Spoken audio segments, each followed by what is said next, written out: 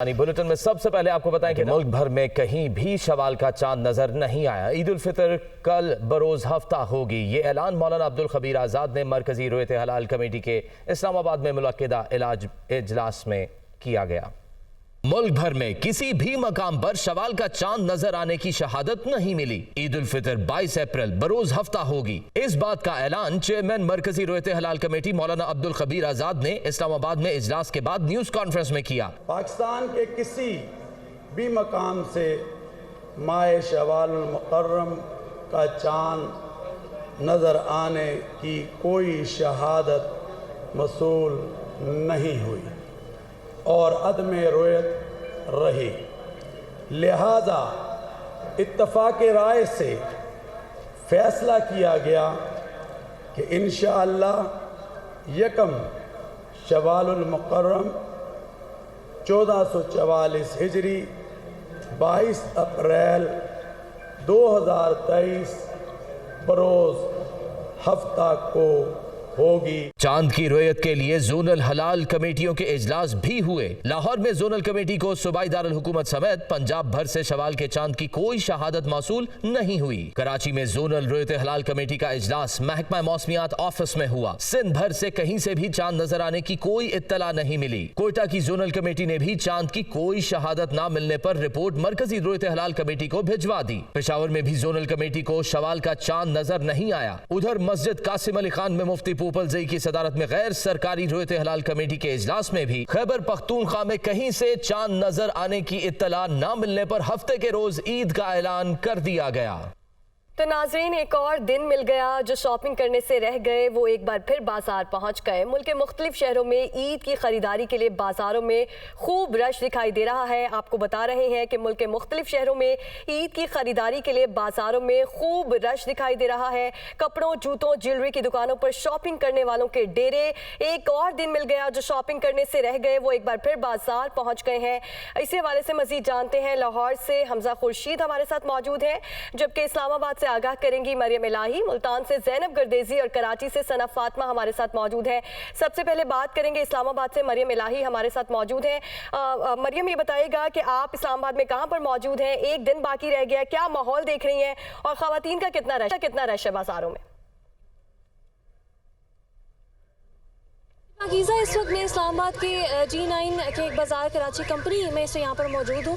यहाँ पर अभी आपको बताते चलूँ, यहाँ पर बारिश हुई है शदीद, जो है यहाँ पर यालाबारी भी देखने में नज़र आई है, जिसके बावजूद यहाँ पर बाज़ारों में इस वक्त रात के 12-20 के अराउंड जो है वक्त हो रहा है। लेकिन इस वक्त भी यहाँ पर एक बड़ी तादाद में लोग मौजूद, फैमिलीज़ यहाँ पर मौजूद हैं, बच्चे, बूढ़े, ख़वातीन, सभी जो है किसी भी एज ग्रुप से आपको लोग यहाँ पर नज़र आ रहे हैं। जिनकी शॉपिंग रह गई थी उनको थोड़ी सी और मोहलत मिल गई है, क्योंकि चांद जो है शवाल का नज़र नहीं आया। और ये जो आपको पता है कि शॉपिंग होती है, ये तो चांद रात सारी जारी रहती है और जब तक मतलब बाजार बंद नहीं होते ये सिलसिला जारी रहता है। तो लोग फिर भी निकल रहे हैं। बारिश हुई तो लोग साइड पे भी हुए, लेकिन उसके बाद फिर जब वो रुक गई तो उसके बाद लोगों को देखने में नज़र आया कि यहाँ पर लोग दोबारा झोंक दर झोंक इकट्ठे होना शुरू हो गए। तो एक बड़ी तादाद में यहाँ पर लोग इस वक्त भी मौजूद है रात के इस पहर। ख़वातीन की शॉपिंग जो है, आप जानते हैं कि यहाँ पर हर तरह की चीज़ें यहाँ पर मौजूद हैं। यहाँ पर मेहंदी के स्टॉल्स भी लगे हैं, यहाँ पर चूड़ियों के स्टॉल्स भी हैं। आपको ये बताई सुनूँ, थोड़ा सा यूनिक मैंने अभी ये भी देखा, यहाँ पर कुछ लोग जो है वो कटलरी और इस किस्म की जो चीज़ें हैं वो भी देख रहे थे। दे वांटेड कि उनके लिए कोई बेहतर चीज़ें, जो घर में मेहमान आते हैं ईद पे, उनके आगे बेहतर जो है चीज़ें रखी जाएं। तो ऐसी भी चीज़ें शॉपिंग के लोगों की यहाँ पर देखने में नजर आई। बच्चों की शॉपिंग के बारे में अगर बात की जाए तो ख़वातीन और जो फैमिलीज़ हैं वो अपने बच्चों को लेकर बाहर आई हैं। उनकी छोटी छोटी एक्सेसरीज़ हैं जो अभी तक मुकम्मल नहीं हो रही, और उनकी ही जो है ख़रीदारी यहाँ पर जारी है। जी सही। मरियम, साथ ही मौजूद रहिएगा। सना फातिमा हमारे साथ मौजूद है, कराची से हैदरी मार्केट में है इस वक्त। सना, आगाह कीजिएगा वहां पर क्या सूरत हाल है? क्या इस्लामाबाद की तरह वहां पर भी लोग जाग रहे हैं, शॉपिंग कर रहे हैं इस वक्त? जी बिल्कुल, मुल्क में कहीं भी शवाल का चांद तो नज़र नहीं आया, लेकिन इसी बात पर ख़वातीन में खुशी की लहर दौड़ गई, क्योंकि शॉपिंग के लिए एक और दिन जो मिल गया। इस वक्त मैं कराची की हैदरी मार्केट में मौजूद हूँ और यह इस कदर रश है कि मैं ये सोच रही हूँ कि अगर एक दिन और ना मिलता तो ख़वातीन की शॉपिंग का क्या होता और ईद पर क्या होता। बाजार में ख़रीदार दुकानों पर टूटे पड़े हैं, पैर रखने की जगह नहीं है। मैंने भी एक दुकान पर जाकर चूड़ियाँ खरीदने की कोशिश की, लेकिन नाकाम वापस लौट आई। इवन ये कि मैं तो काउंटर तक ही नहीं पहुंच सकी, ख़वातीन इतनी ज़्यादा हैं। हर खातून की कोशिश है कि अपनी शॉपिंग को आज मुकम्मल कर लिया जाए, क्योंकि कल इससे भी ज़्यादा डबल रश बाज़ारों में होने वाला है। ख़वातीन से जो मैंने बात की कि अब क्या रह गया और क्या ख़रीद रही हैं, तो ज़्यादातर ख़वातीन इस वक्त हमें ज्वेलरी और चूड़ियों की तलाश में नज़र आ रही हैं, क्योंकि मैचिंग की यही अशिया बस आखिरी दिनों में रह जाती हैं। बाज़ारों में हमने ये भी देखा है कि पुलिस भी बहुत ज़्यादा चाको चौबंद नज़र आ रही है। हेल्प डेस्क कायम किए गए हैं, क्योंकि इतने रश में एक दूसरे से बिछड़ना तो लाजिम है। किसी की बीवी गुम जाती है, किसी का शौहर, किसी के बच्चे और कभी बहनें आपस में जुदा हो जाती हैं। तो वक्फे से हमें हेल्प डेस्क से ऐलानात भी सुनाई दे रहे हैं। मुख्तलिफ लोगों के नाम लेकर उनको ढूंढा जा रहा है। जो लोग एक दूसरे से बिछड़ जाते हैं वो हेल्प डेस्क पे पहुंच जाते हैं। कराची में भी शॉपिंग जोरों शोर से की जा रही है। मुल्तान से ज़ैनब गर्देज़ी हमारे साथ मौजूद है। ज़ैनब, आप ये बताइएगा, आप मुल्तान में कहाँ पर मौजूद हैं और ख़वातीन का कितना रश देख रही है बाजारों में? जी बिल्कुल, इस टाइम मैं मुल्तान की गर्देज़ी मार्केट में मौजूद हूँ और दीगर शहरों की तरह मुल्तान की इस गर्देज़ी मार्केट में भी ख़वातीन का बहुत ज़्यादा रश देखा गया है। ख़वातीन की बड़ी तादाद एक दुकान से निकल के दूसरी दुकान में जा रही है। किसी को मैचिंग ज्वेलरी लेनी, किसी को रंग बिरंगे दुपट्टे खरीदने हैं। कुछ ख़वातीन से मेरी बात हुई है, उनका यही कहना है कि कोई भी दर्जी उनका सूट सीने को तैयार नहीं है, जिसकी वजह से वो रेडीमेड सूट जो है वो ख़रीदने की कोशिश कर रही हैं। उनका ये कहना है कि महंगाई जितनी भी हो वो अपना सूट खरीद के ही जाएंगी और आज हर हाल में अपनी ईद की तैयारी मुकम्मल करके जाएंगी। दूसरी जानिब अगर बच्चों की बात की जाए तो वो ईद के हवाले से काफ़ी ज़्यादा एक्साइटेड है। यही वजह है कि एनको और घड़ियों के स्टॉल्स पर बच्चों का रश देखा गया है। और अगर सिक्योरिटी की बात की जाए तो मुल्तान पुलिस इस हवाले से काफ़ी ज़्यादा एक्टिव है। पुलिस की जानिब से सिक्योरिटी के सख्त इंतजाम किए गए हैं। हर जगह एहलकार तैनात किए गए हैं जो कि ट्रैफिक को कंट्रोल करने में मसरूफ़ हैं। और हर जगह यही ख्याल किया जा रहा है कि किसी भी जानिब से, किसी भी तरफ से किसी किस्म की कोई बदमज़गी ना की जाए। जी सही। ज़ैनब, आप भी साथ ही मौजूद रहिएगा। शॉपिंग की बात हो, लाहौरिये पीछे रह जाए, ऐसा तो हो नहीं सकता। हमजा खुर्शीद मौजूद हैं अनारकली बाजार लाहौर में। हमजा, आगाह कीजिएगा, जिंदा दिलाने लाहौर किस तरह से एक और मौका जो आज का मिल गया है शॉपिंग का, उसको किस तरह से यूटिलाइज कर रहे हैं? अच्छा बिल्कुल, मैं इस वक्त मौजूद हूँ अनारकली बाज़ार में और आज शवाल का चांद कहीं नज़र नहीं आया। आज चांद रात नहीं हुई, लेकिन लाहौरियों ने इसको आज की रात को चांद रात की तरह ही मना रहे हैं। और इस वक्त अगर मैं बात करूँ रात के इस पहर भी अनारकली बाज़ार में और जो मशहूर ज़माना बानो बाज़ार है, यहाँ पर पैदल चलने की और कदम रखने की जगह अभी तक मौजूद नहीं है। फैमिलीज़ की एक बड़ी तादाद है, जिसमें ख़वातीन की एक बड़ी तादाद है, जिनके जो मेन मरकज़ है वो ज्वेलरी है और मेहंदी है। उसके अलावा अगर मैं बात करूँ तो आज की रात जो है वो मर्द हज़रात की एक बड़ी तादाद बाज़ारों में पहुंच गई है। मर्द हज़रात का ये कहना था कि कहीं ना कहीं पूरा महीना जो है वो ख़वातीन और बच्चों की शॉपिंग तो चलती रहती है, तो ये आज एक हमारा वक्त है, एक दिन हमें मिलता है चांद रात का, तो हम अपने लिए शॉपिंग करने निकलते हैं। आज हमारी खुशकिस्मती ये है कि हमें जो है वो शॉपिंग के लिए एक दिन और मिल गया है, तो अगर आज कोई चीज़ पसंद नहीं आती तो कल चांद रात को जो है वो दोबारा वापस आएंगे। जबकि मर्द हज़रात जो कि फैमिलीज़ के साथ आए हुए थे, उनकी शिकायत ये थी कि चीज़ें जो हैं वो खासी महंगी हो चुकी हैं, लेकिन क्योंकि ये त्यौहार है इसको मनाना ज़रूरी है और हर घर में खुशी की लहर दौड़ती है, तो खर्चा तो करेंगे चाहे कितनी भी मुश्किल से करना पड़े। उसके अलावा अगर मैं बात करूं तो शहरियों का ये भी कहना था कि बेशक महंगाई है, शॉपिंग जोरों शोर से जारी है। हमजा खुर्शीद हमारे साथ लाहौर से मौजूद थे, इस्लामाबाद मरियम इलाही मौजूद थी, मुल्तान से ज़ैनब गर्देज़ी, जबकि कराची से सना फातिमा हमारे साथ मौजूद थी। आप सबका शुक्रिया। तो नाज़रीन, मौका हो ईद का तो खूबसूरती को निखारने के लिए लड़कियां किसी किस्म का समझौता नहीं करती। ईद पर चांद चेहरे पर मजीद निखार लाने के लिए इन दिनों हाइड्रा फेशियल ट्रीटमेंट्स लेने का ट्रेंड उरूज पर है। चेहरे और जिल्द पर तरोताज़गी लाने के लिए कौन कौन से ट्रीटमेंट्स ली जा सकती हैं, देखते हैं इस्लामाबाद से फौजिया अली की रिपोर्ट में। ईद से कबल ही लड़कियों को चाहिए तरोताज़ा जिल्द और चेहरे पर निखार, इसीलिए तो दिलकशी बढ़ाने के लिए उन्होंने शुरू कर ली है तैयारी। हाइड्रा फेशियल से अब मुरझाई जिल्द को तरोताज़ा बनाना है मुमकिन, तो पीको लेजर, क्रायो लेजर और माइक्रो निडलिंग से जिल्द की तहों में जाकर दाग, धब्बों, झुर्रियों और छाइयों को खत्म किया जा सकता है। इसीलिए तो डॉक्टर्स ईद से पहले इन ट्रीटमेंट्स का मशवरा देते हैं। लड़कियां आती हैं स्किन ग्लो के लिए and they demand some procedure जो कि एक इमीडिएट रिजल्ट दे, तो उसमें pico laser is a brightening laser, बड़ा अच्छा ग्लो देता है। Can go with lasers, brightening treatments, even a hydra facial जो thorough cleansing of the skin होता है वो भी लिया जा सकता है कि एक फ्रेशनेस आ जाए चेहरे पे। लड़कियां अपनी जिल्द के मसाइल की मुनासबत से फेशियल्स और ट्रीटमेंट्स लेकर खुश हैं। ईद पर उन्हें फ्रेश और ग्लोई जिल्द जो चाहिए। रमज़ान में हम लोग ऑयली चीज़ें खाते हैं तो वो स्किन जो है वो हमारी डैमेज हो जाती है काफ़ी ज़्यादा, तो इस तरह हर कोई चाहता है कि वो ईद पे अच्छा दिखे, तो इसीलिए मुख्तलिफ फेशियल्स करवाते हैं, ट्रीटमेंट्स करवाते हैं। ईद भी आ रही है तो हर लड़की चाहती है कि मतलब कि स्किन फ्रेश लगे विदाउट मेकअप, तो ये ट्रीटमेंट्स काफ़ी बेस्ट हैं नो मेकअप लुक के लिए। डॉक्टर्स का कहना है कि खूबसूरती को निखारने के लिए कोई भी ट्रीटमेंट लेने से पहले जरूरी है कि किसी माहिर मौलिज से मशवरा जरूर ले लिया जाए। ईद पर चाहे हर कोई ऐसा रंग रूप कि जो देखे देखता रह जाए, इसीलिए तो हाइड्रा फेशियल समेत जदीद ट्रीटमेंट से लड़कियों की अव्वलीन पसंद। कैमरामैन अंजुम फातमी के साथ फौसिया अली, दुनिया न्यूज़, इस्लामाबाद।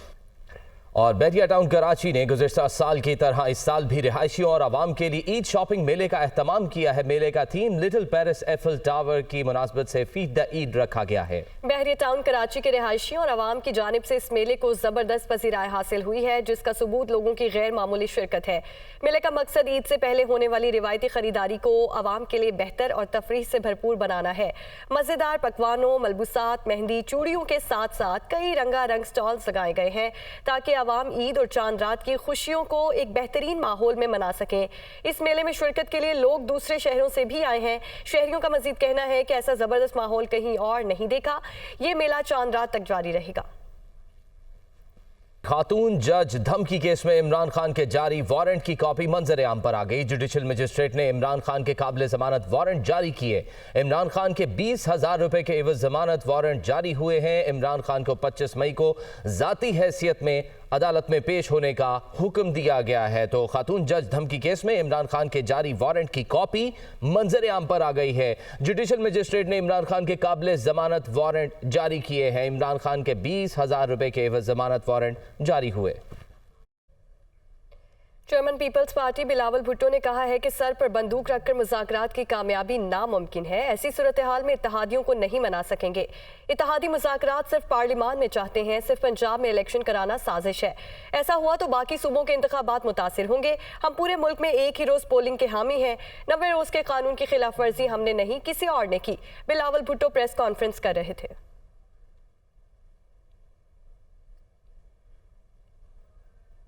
पहले करवाना का साजिश है। सूबाए पंजाब में इलेक्शंस पहले करवाया जाए तो उनके रिजल्ट्स जो है वो हमेशा के लिए पख्तूनख्वा, सिंध और बलूचिस्तान पे असर करेगा।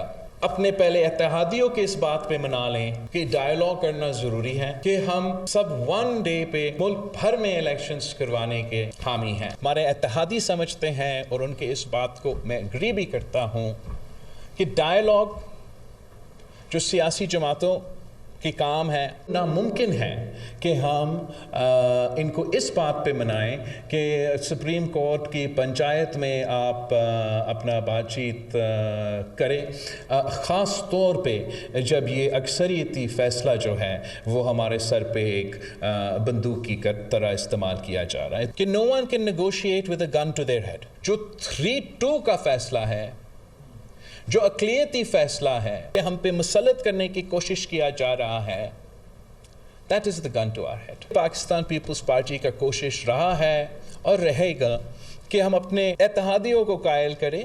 मुल्क भर में एक दिन में इलेक्शन होने का जो सिलसिला है उस पर एक कंसेंसस कायम किया जाए। साबिक अटॉर्नी जनरल पाकिस्तान खालिद जावेद खान का कहना है कि सियासी बहरान के खात्मे के लिए हुकूमत PTI समेत दीगर मुस्ताफी अपोजिशन अरकान को असम्बलियों में वापस लाए ताकि कानून में तरमीम करके इलेक्शन के लिए 90 रोज़ की कदगन ख़त्म की जा सके। खालिद जावेद खान का मजीद क्या कहना था, आइए आपको दिखाते हैं।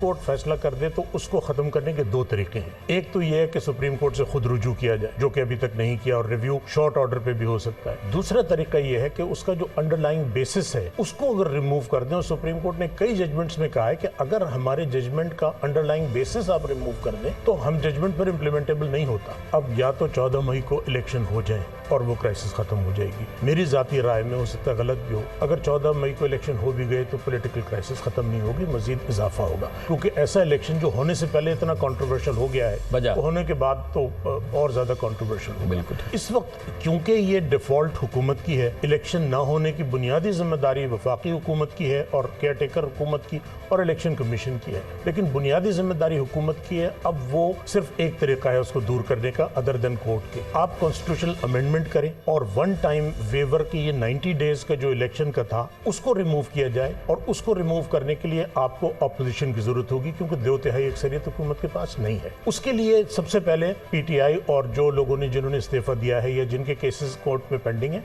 उनको सबसे पहले असेंबली में वापस लाएं।